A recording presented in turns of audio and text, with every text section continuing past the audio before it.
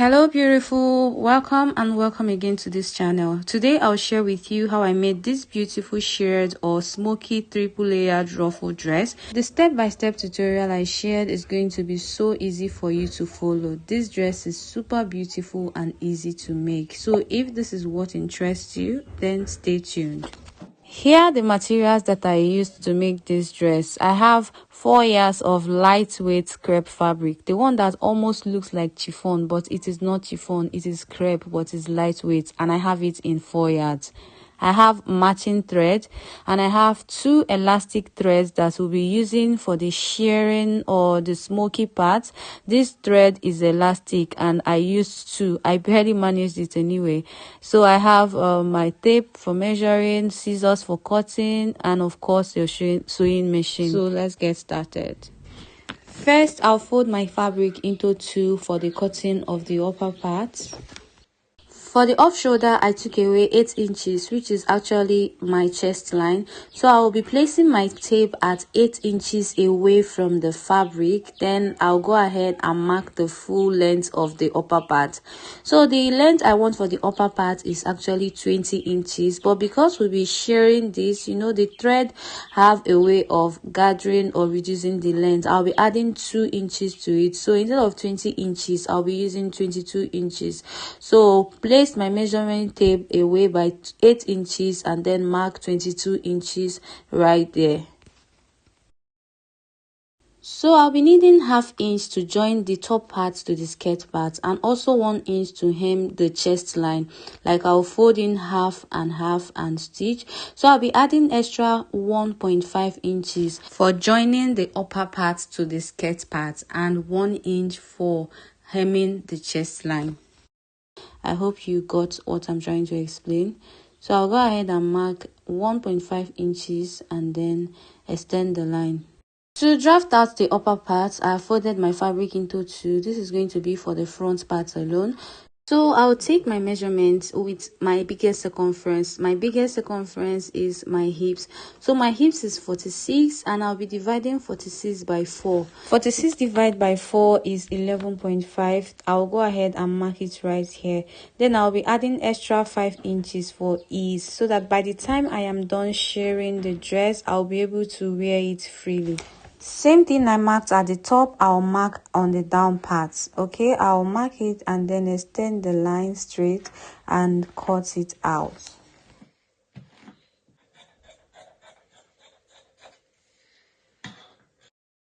So let's just say this is the front part. I'll go ahead and use this to cut out another one, which is going to be the back part. So I have cut out 2 pieces for the front and the back part. The next, I'm going to open this up. So I'll mark a line at the top here, indicating my folding or starting line. Just mark 1 inch at the top part here, because I'm going to be folding ½ inch in and ½ inch and stitch. Alright, the shirring is going to be ½ inch apart, ½ inch apart, ½ inch apart. So I'm going to mark ½ inch all the way to the end of this fabric. ½ inch.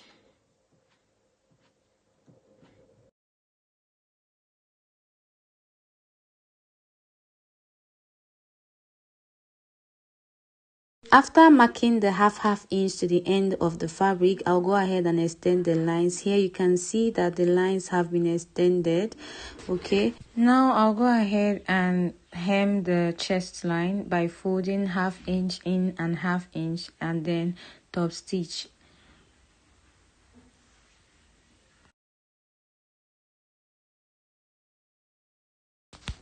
So to share the dress, we'll be passing the normal sewing thread at the top. This thread right here is the normal thread, not the elastic one. Okay, so I'll go ahead and pass it into the needle like this. Now I'll be reeling the elastic thread in this bobbin or reeler. Okay, we can only reel this elastic by hand. We don't use machine to reel it. So I'll keep rolling it into round the bobbin like this we don't stretch the elastic while rolling it. We just keep going the way the thread is. Just keep reeling and reeling and reeling. Then when you have gotten enough in the reeler, you cut it out. To make your job faster and easier, go ahead and reel as much as you can instead of waiting for one elastic thread to finish before you now start reeling another one. Okay, so in order to pass the thread into the bobbin case perfectly, you need to put it in like this and try setting the thread just the way we do with the normal thread. But if it's not passing freely, what you need to do is to take a little screwdriver and loosen the knot a bit, just like this, so that the thread will be able to pass freely. You shouldn't drag. Okay, you see how easy and freely the thread passed just now. And also when you try to drag it like this, you should be able to move freely and not stretch or be stiff. All right, so this is how you set the elastic thread into the bobbin case to give you a perfect smoky effect after shirring. Now you want to go ahead and place the bobbin under the machine just where it should be, then use the upper thread to pick the inner thread just like this. Now when you try dragging the elastic thread, it should be able to follow you freely just like this. This is exactly how yours should be.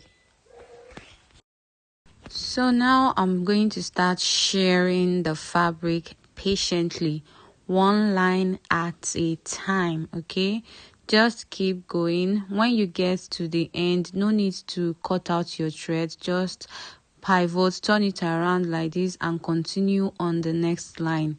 So this is how you will continue going until you get to the end of the fabric.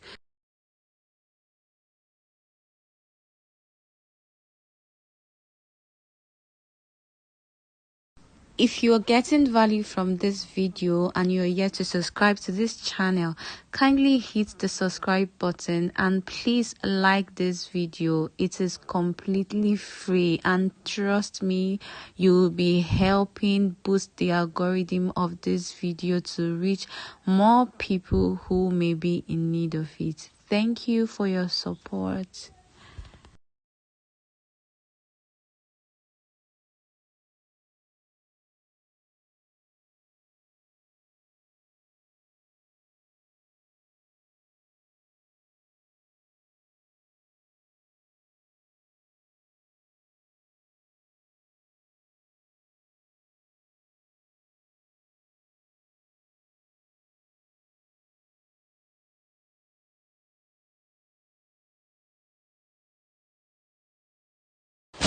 So after shirring the both pieces for the front and the back, I'll go ahead and join them at the side with just half an inch.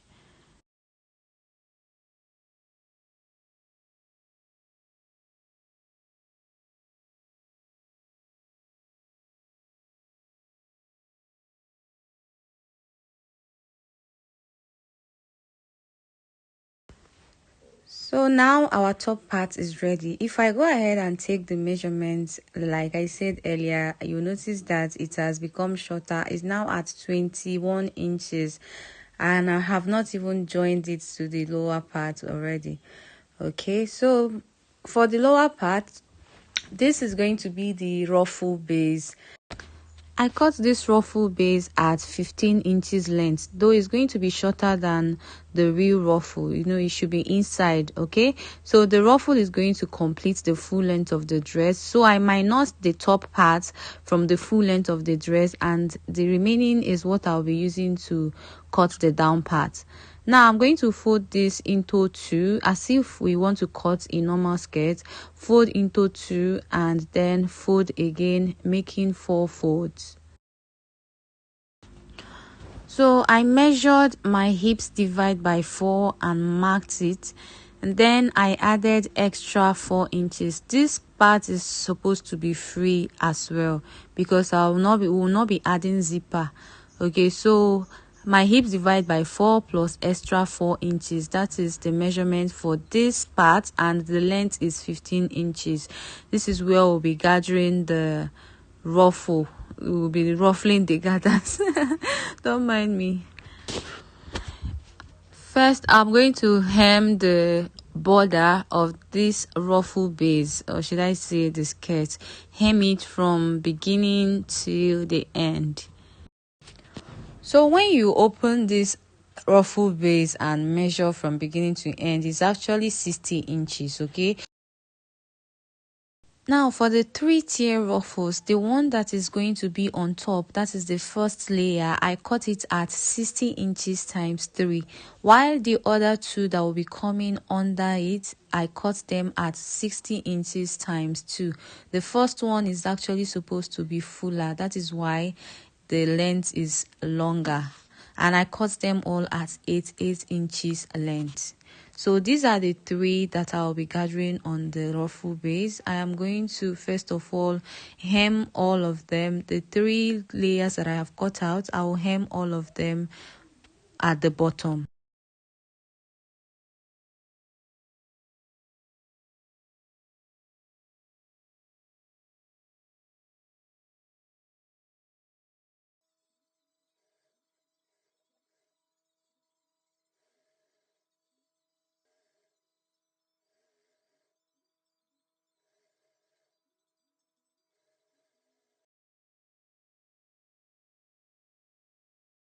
After hemming them, I'll go ahead and start gathering them like this. Now you can gather anyhow you want. You can gather by running loose stitch thread on them and dragging. You can gather this way that I am doing. You can gather using your hands to push. You can gather with gathering footer if you have it. Just go ahead and gather whichever way that pleases you. Okay? So after gathering, I like to take measurements to be sure that it's not more than or below the 60 inches base that where I am going to be stitching it on top.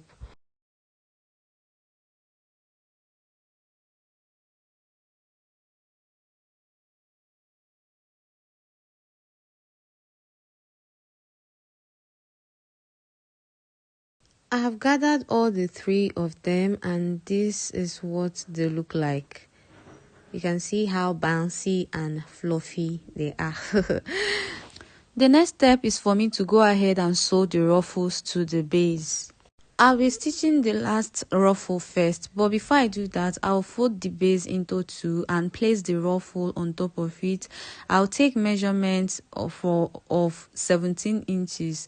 So I'll keep adjusting the ruffle until I get 17 inches. Then I'll mark that point where the ruffle was placed to give me 17 inches, and that is 2.5 from the hem, from the end of the base. And I'll go ahead and mark the 2.5 all around the ruffle base. That is where I'll be stitching the last ruffle on. So place the ruffle upside like this. Let the ruffle be facing up, and then I'll go ahead and stitch all the way from beginning to the end. Just in case you have watched to this part and you have still not subscribed to this channel, I want to ask you a very simple question. What are you waiting for? Please subscribe. It is absolutely free. Thank you. Also, don't forget to like the video. If you have any question, recommendation, or remark, kindly drop them in the comment section. For the second layer ruffle, I marked 6 inches from the top, and that is where I placed the ruffle. Now, please, when stitching, leave half inch away from the beginning and stitch. And also at the end, leave half inch. Don't stitch to the end. I forgot to say this, please. You leave half inch at the end. So after stitching, you pull it down this way. You can see that the seam lines are covered, they are hidden properly. Okay, so that is it. Now it's time to attach the first layer, which is the most gathered one. Leave half inch away from the beginning before stitching. Okay, then when you get to the end, also leave half inch.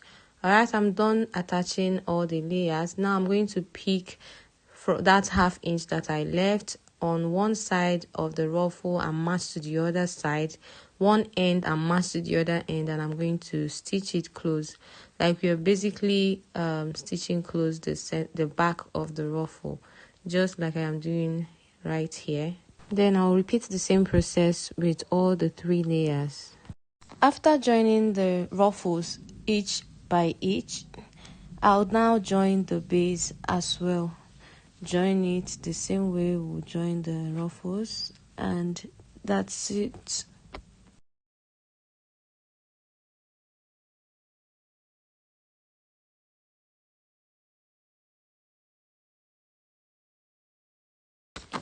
Next, I'm going to be attaching the top part to the skirt part. So what I'll do is to simply place the top part, match it to the skirt part. Now I'll take the side joining and pin to the side of the skirt. I will take the other side and pin to this other side, the side of the skirt as well. So I'll go ahead and pin this. It's advisable you pin this top part to the skirt part, because you know it's kind of smaller than the skirt, even though it's stretchy. But to be very sure of what you're doing and to be on the safer side, just go ahead and pin it all around before you start joining.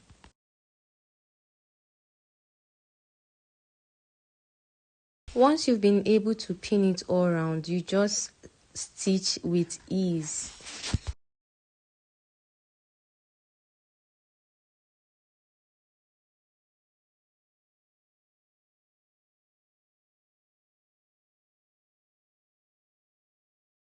After joining, you go ahead and turn it to the right side, and this is what the dress looks like. This dress is really beautiful. My goodness, this dress is for every girl that is a girl, that wants to feel like a girl. I mean, look at that beauty.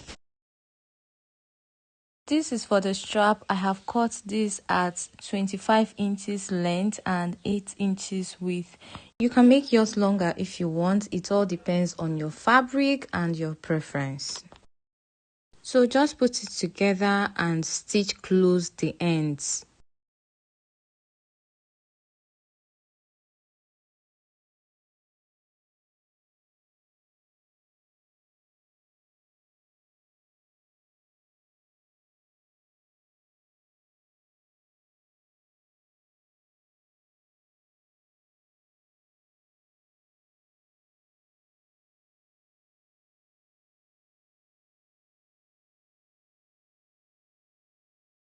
After stitching, turn it to the right side and fold in the rough part, then cover with the good part like this, and go ahead and top stitch.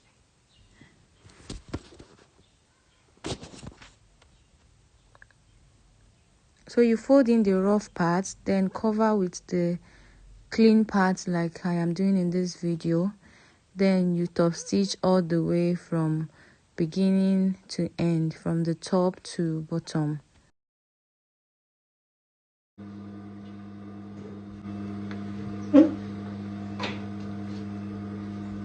To attach the strap, you locate the side. From the side where they join in, where you joined the front and the back, you measure 2.5.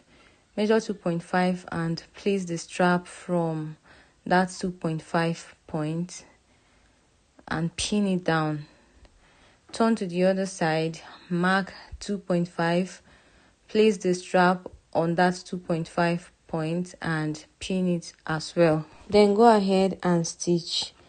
Okay, so this is the end of this tutorial. I have attached the 2 straps and you can see how beautiful the dress is.